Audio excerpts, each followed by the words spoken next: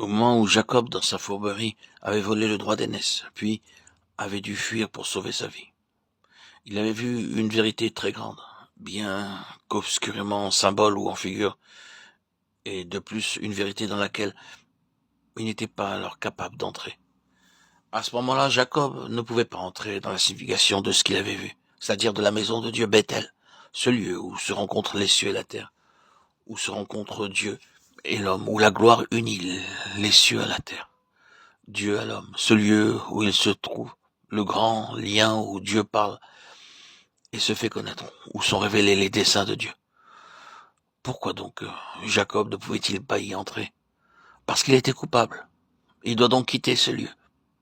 Il le quitte et continue sa route pour être soumis à 20 années de discipline et pour rencontrer, à la fin de ces 20 années, toute la puissance des cieux sur sa vie terrestre, sur sa nature terrestre, toute la puissance de l'esprit sur sa chair, toute la puissance de Dieu sur lui-même, au torrent de Jabbok, afin que cette vie naturelle et charnelle soit frappée et brisée, et pour qu'elle disparaisse, qu'elle porte pour le reste de ses jours la marque du jugement de Dieu qui a passé sur elle.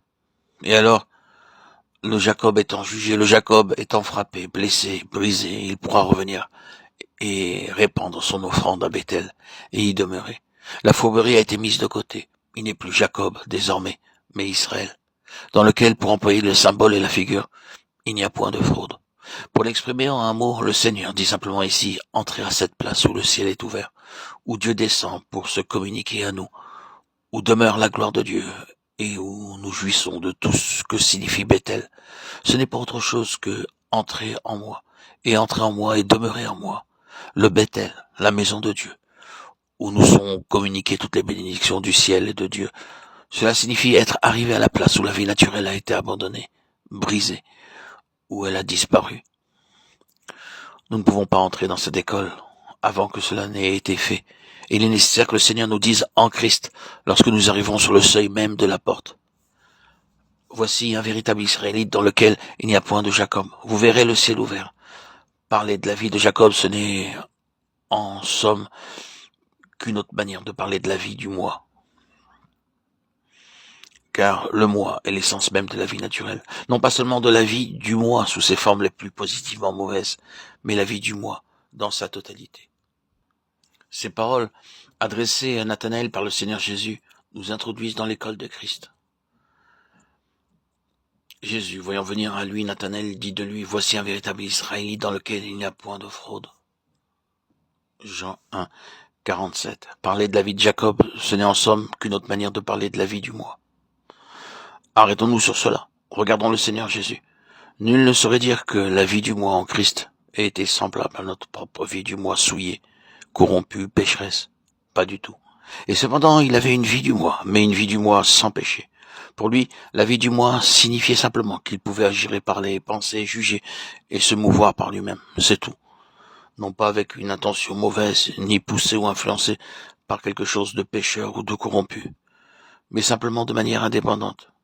Il aurait pu faire beaucoup de bonnes choses indépendamment et dire beaucoup de bonnes choses indépendamment.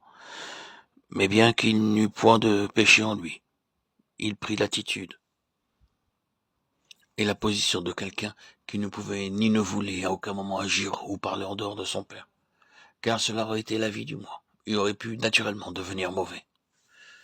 Et c'est ce que Satan cherchait. Vous et moi, nous ne devons pas penser à la vie du moi uniquement comme à quelque chose de corrompu. Il y a beaucoup de choses faites pour Dieu avec les mobiles les plus purs, mais qui sont faites par nous-mêmes. Il y a beaucoup de pensées, d'idées, de jugements, qui sont sublimes, magnifiques, mais qui sont nôtres, et qui, si nous connaissions seulement la vérité, sont entièrement différents de ceux de Dieu. Non, le moi n'est pas nécessairement la chose nettement corrompue.